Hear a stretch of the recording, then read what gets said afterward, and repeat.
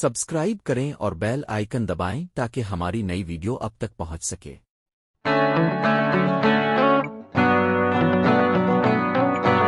ایک چھوٹے سے گاؤں میں ایک کسان رہتا تھا جس کا نام رمیش تھا۔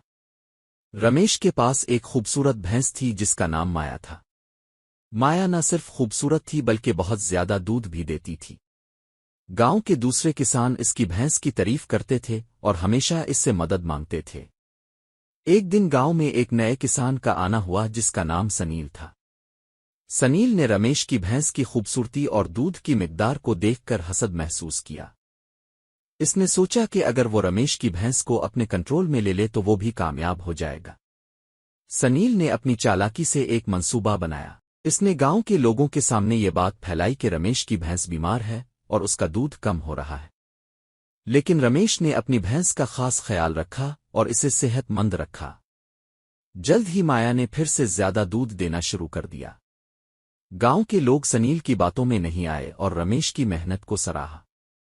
آخر کار سنیل کو احساس ہوا کہ جس کی لاٹھی اس کی بھینس یعنی جو محنت کرتا ہے اس کی کامیابی بھی اسی کی ہوتی ہے۔ اس نے اپنی غلطی تسلیم کی اور رمیش سے دوستی کر لی۔